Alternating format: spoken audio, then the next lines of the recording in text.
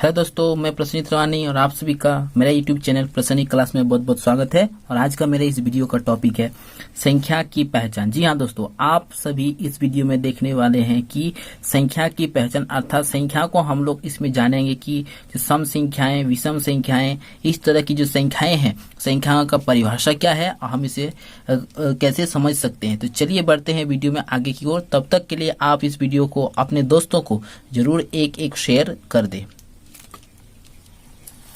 तो दोस्तों, पहला क्वेश्चन है हमारा कि सम संख्या क्या है। जी हाँ दोस्तों, तो सम संख्या क्या है, इसका डेफिनेशन आपको याद रखना है कि वैसी भाज्य संख्याएं जो 2 से पूर्णतः विभाजित होती है सम संख्या कहलाती है। जी हाँ दोस्तों, आपको याद रखना है वे सभी भाज्य संख्याएं, मतलब जो भागा पूर्णतः चली जाएगी 2 से, हम उसी संख्या को कहेंगे सम संख्या। जैसे उदाहरण के लिए मैं आप लोगों को बता देता हूँ कि 0, 2, 4, 6, 8, 10, 12, 14, इस तरह से अनेकों संख्याएं हैं, अनंत संख्याएं हैं कि जो 2 से पूर्णतः विभाजित हो जाती है, उसे हम लोग कहेंगे सम संख्या। तो चलिए मैं आप लोगों को समझने के लिए एक उदाहरण का मैं प्रूफ करके दिखाता हूं ताकि आप लोगों को और भी अच्छे से कॉन्सेप्ट समझ आए। जैसे कि मैं एक संख्या लेता हूं 100, इसे 2 से मैं भागा करता हूं, तो क्या होगा कि मैं छोटे इसको हम क्रॉस करेंगे, 0 फिर नीचे जाए तो 2 का पहाड़ा पड़ेंगे 0 आ जाए, एक बार में ही 2 आ जाता है, यहां 0 देंगे, 2 का पहाड़ा 0 पड़ेंगे तो 0 नीचे आएगा। ऐसे आप देख सकते हैं कि ये एक भाज्य संख्या है जो 2 से पूर्णतः विभाजित हो जाती है, अर्थात ये जो संख्या 100 है ये हमारा 2 से विभाजित होती है 2 से, इसलिए संख्या को हम सम संख्या कहेंगे। तो दोस्तों, आप इस तरह से अब सभी संख्याओं का टेस्ट कर सकते हैं कि कौन सी संख्या सम संख्या है, कौन सी संख्या नहीं। तो चलिए बढ़ते हैं हम लोग वीडियो में आगे की ओर। तो दूसरा क्वेश्चन है कि विषम संख्या क्या है। जी हाँ दोस्तों, ये संख्याएं एक ऐसी संख्याएं हैं कि सम संख्या और विषम संख्या आपको गणित विषय में अक्सर ये आपको मिलेंगे, और आप अगर इनको समझ अगर अच्छे से कॉन्सेप्ट बनाकर नहीं रखते हैं तो आपको ये बहुत ही ज्यादा प्रॉब्लम क्रिएट करेगा। तो दोस्तों, don't worry because I am here, और आप वीडियो में बने रहिए ध्यान से ताकि आपको इस संख्या की पहचान के बारे में पूरी कॉन्सेप्ट आपको लेना है। तो दोस्तों, अब आपको समझना है कि विषम संख्या क्या है। तो विषम संख्या का जो डेफिनेशन बनता है वह है कि वे संख्याएं जो 2 से पूर्णतः विभाजित नहीं होती, ठीक, विषम संख्या कहलाती है। अर्थात आपको दिमाग में यही बैठा कर रखना है कि हम संख्या लेंगे कोई भी, अगर वो 2 से पूर्णतः विभाजित नहीं होती है तो दैट मीन्स आपको समझ लेना है कि वे संख्याएं आपका विषम संख्या। हम इसको भागा जब करेंगे तो 2 एकम 2 ये हो गया आपका, उसके बाद ये दोनों मैच हो गया, घटाव करेंगे तो क्रॉस करते हैं या बहुतों को यहाँ 0 लिखते हैं, फिर से हम 1 को नीचे जब उतारेंगे तो 2 का पहाड़ा एक बार बोलेंगे तो 2 एकम 2, एक बार में ज्यादा हो रहा है इसलिए हम 0 बार देंगे तो यहाँ 0 हो जाएगा। देख रहे हैं कि शेषफल हमारा 1 बच गया, अर्थात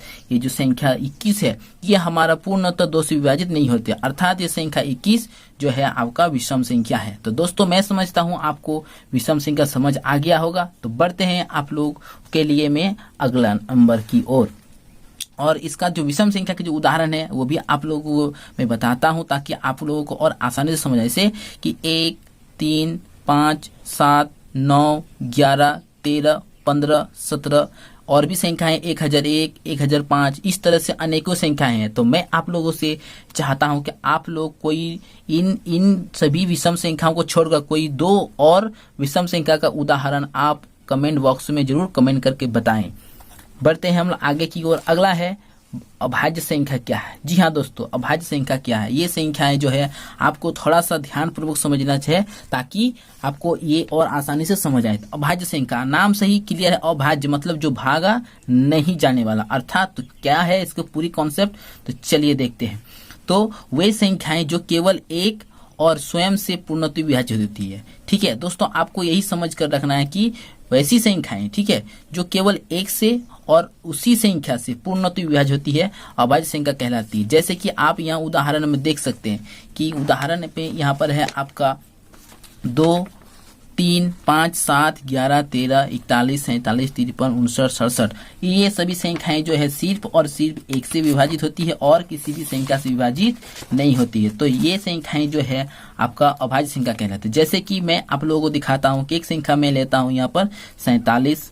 अब 47 को हम 1 से 4, ठीक हो गया, अब ये घटा हो गया, फिर अब जब हम 7 को नीचे ले आएंगे 1 से तो चला गया, फिर अगर हम 2 से लेते हैं, 2 से अगर भागा करते हैं 47 4, फिर ये घटा हो गया, फिर नीचे 7 को ले आए, 2 किया, 1 रह गया तो 2 से हमारा भागा नहीं गया। इस तरह से हम 3 से भी चेक करके देख सकते हैं कि 3 से 47 पूर्णतः भागा होगा या एक साथ नीचे आ जाएगा तो इसका मतलब 3 बचे 15। दोस्तों आप लोग देख सकते हैं कि इस तरह से मेरा 1 से पूर्णतः विभाजित हो गया, 2 से नहीं गया, पूर्णतः भागा 3 से विभाजित नहीं हुआ। लेकिन अब हम ये जो 47 है, 47 को उसी 47 संख्या से अगर हम भागा करते हैं तो ये बहुत ही आसानी से हमारा कम 47, और ये जो इसलिए ये संख्या जो कहते हैं कि अभाज्य संख्या। अभाज्य संख्या का अर्थ यही हुआ कि वह संख्या जो केवल एक और स्वयं से पूर्णतः विभाजित होती है अभाज्य संख्या कहलाती है। जैसे ये सभी उदाहरण में लिख दिया हूं। मैं आप लोगों से रिक्वेस्ट करता हूं कि अगर आपको अभाज्य संख्या के बारे में पूरा कॉन्सेप्ट अगर समझ आया तब आप 2 और अभाज्य संख्या का उदाहरण कमेंट बॉक्स में कमेंट करें। बढ़ते हैं हम लोग आगे की ओर। अगला है भाज्य संख्या क्या है। भाज्य संख्या मतलब जो भागा जाए, तो अब कैसा भागा जाए इसका भी कंडीशन है। तो आपको ये बात याद रखना है कि वे संख्याएं, ठीक है, वे संख्याएं जो एक तथा स्वयं के अलावे कोई दूसरी संख्या से भी पूर्णतः विभाजित होती है। अर्थात भाज्य संख्या अभाज्य संख्या के बिल्कुल विपरीत है।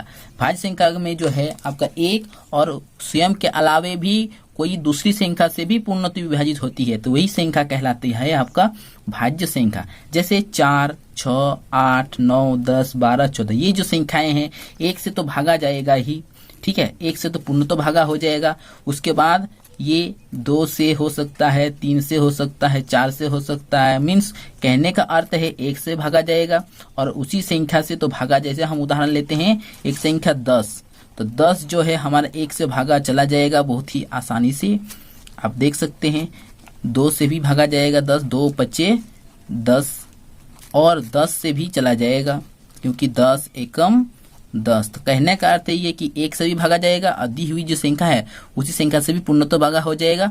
साथ ही साथ कोई और भी संख्या अगर है तो उस संख्या से भी ये भागा पूर्णतः चला जाएगा। तो इसी तरह के संख्या को कहा जाता है भाज्य संख्या है। इसके उदाहरण ये है, आप आसानी से देख सकते हैं।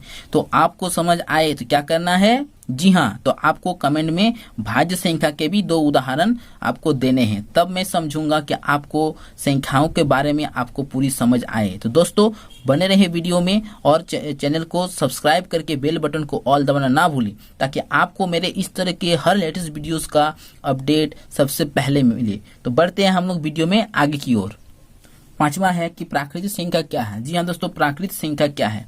दोस्तों इस तरह के वीडियो बनाने में बहुत ही ज्यादा मेहनत लगता है, इसलिए मैं सिर्फ और सिर्फ आपका एक शेयर और एक लाइक मैं चाहता हूँ, और मैं ये भी जानता हूँ कि आप मुझे निराश नहीं करेंगे। तो दोस्तों प्राकृतिक संख्या क्या है कि गणना की संख्याएं प्राकृतिक संख्याएं कहलाती हैं।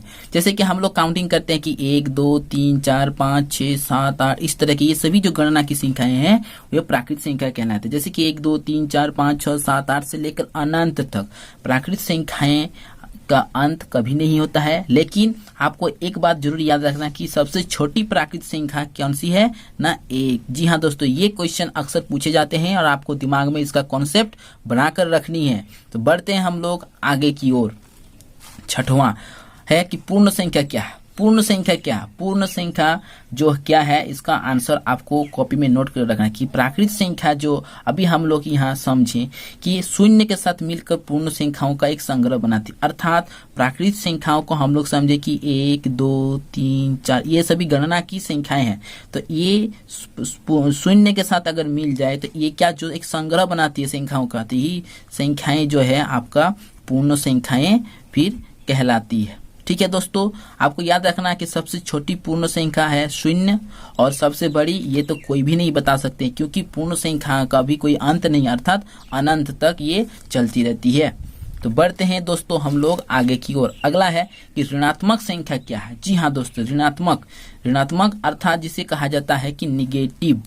दोस्तों आपको ये बातें इंग्लिश में भी याद रखनी है, क्योंकि जैसे जैसे आप लोग हायर एजुकेशन की ओर बढ़ते जाएंगे आपको क्या है इंग्लिश में भी जानना बहुत ही जरूरी हो जाता है, क्योंकि जो सिलेबस हमारा हिंदी मीडियम होने के बावजूद इंग्लिश की जानकारी रखना बहुत ही इम्पोर्टेंट है। इसलिए ऋणात्मक संख्याएं क्या है कि जैसे अभी हम लोग गणना की संख्याएं सीखें कि 1, 2, 3, 4, 5, 6, 7 से लेकर अनंत तक, अगर हम इसमें एक ऋणात्मक चिन्ह अगर लगा दें यहाँ पर तो क्या हो जाएगी, ये सभी ऋणात्मक संख्याएं कहलाएगी। तो दोस्तों मैं समझता हूँ आपको ये ऋणात्मक संख्या क्या है ये समझ आ गया होगा। सिर्फ आपको समझ कर रखना है कि सभी गणना की जो संख्या है उसमें सिर्फ ये ऋणात्मक चिन्ह लगाना है, तो ये सभी संख्याएं आपका ऋणात्मक संख्या कहलाएगा। पूर्णांक क्या है? तो पूर्ण संख्याएं ऋणात्मक संख्याओं के साथ मिलकर संख्याओं का एक संग्रह बनाती है जो पूर्णांक कहलाती है। जैसे ये 0, 1, 2, 3, 4, 5, 6 से लेकर अनंत तक ये हमारा पूर्ण संख्या है जो कि हम लोग भलीभांति समझ गए। उसके साथ अगर ऋणात्मक संख्याएं भी अगर मिल जाए तो ये संख्याओं का जो एक संग्रह बनाती है, कलेक्शन बनाती है, वही कहलाता है आपका पूर्णांक संख्या। तो ठीक है, अब दोस्तों मैं आप लोगों के लिए इस वीडियो के एंड में एक क्वेश्चन आपको दे देता हूं। आप इसका जवाब मेरे इस वीडियो के कमेंट सेक्शन में कमेंट करके जरूर दें कि इनमें से कौन सी संख्या विषम संख्या है। कोई option number A 1020, option number B 1035, option number C 92, option number D इनमें से कोई नहीं। जी हाँ दोस्तों, आपको इस क्वेश्चन के आंसर जो है कमेंट बॉक्स में कमेंट करके बताना है, तब मैं समझूंगा कि आपको इन विषम संख्या क्या है इसके बारे में पूरी कॉन्सेप्ट समझ में आ गया होगा। सो वीडियो को देखने के लिए थैंक यू।